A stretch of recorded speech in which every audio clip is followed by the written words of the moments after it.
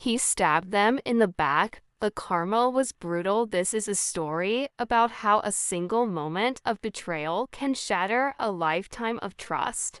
But it's also about how the universe has a funny way of balancing the scales. For years, three friends, Leo, Marcus, and Chloe, were inseparable. Their bond forged in shared dreams and late-night talks of building an empire together. They weren't just business partners, they were family. Their tech startup, Innovate, was their shared child, nurtured from a garage project into a thriving company on the verge of a major breakthrough. They trusted each other implicitly, believing their loyalty was the one thing they could always count on. But they were wrong. The betrayal came like a thief in the night, silent and devastating. Leo, the charismatic leader, and the one they trusted most, had been secretly negotiating behind their backs. He sold their proprietary algorithm, the very heart of their company, to their biggest competitor. He didn't just sell their work, he sold their future. Marcus and Chloe discovered the treachery not from Leo, but from a cold, corporate email announcing the acquisition. The news hit them like a physical blow, leaving them breathless and disoriented. The man they called brother had just plunged a knife into their backs for a hefty paycheck, leaving them with nothing but the wreckage of their shared dream. A tidal wave of emotions crashed over them. Chloe felt a hollow ache in her chest, the pain of a friendship dissolving into dust.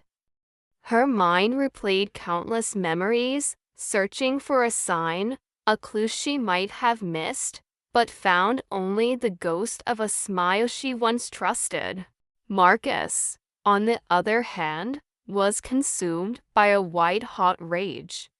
He paced their now empty office, his fists clenched, the betrayal fueling a fire within him. How could Leo do this? The years of sacrifice, the sleepless nights, the shared belief in what they were building, all of it had been erased for 30 pieces of silver. Their grief was a tangible thing, a heavy shroud that suffocated the air around them. In the midst of their despair, a quiet resolve began to form. They would not let Leo's greed be the final chapter of their story. Wiping away their tears, Marcus and Chloe made a pact.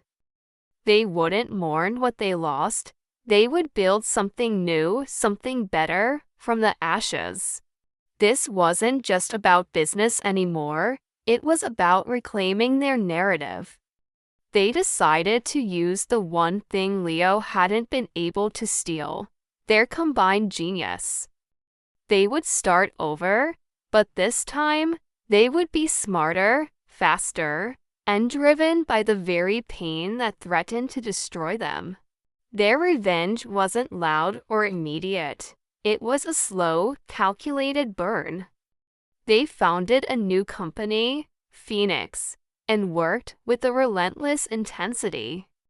What Leo didn't know was that the algorithm he sold was an older, less efficient version. Marcus and Chloe had secretly been developing a revolutionary update, a version 10 times more powerful. While Leo's new partners struggled with the outdated tech, Phoenix launched their superior product, instantly capturing the market and rendering Leo's stolen goods obsolete. The competitor's stock plummeted, taking Leo's newfound fortune with it. He was left with a worthless deal and the scorn of the industry. But as Marcus and Chloe celebrated their victory, a cryptic message appeared on their screen, sent from an anonymous source. It contained a single line of code, a backdoor into the very system they had just built. Someone else knew their secret.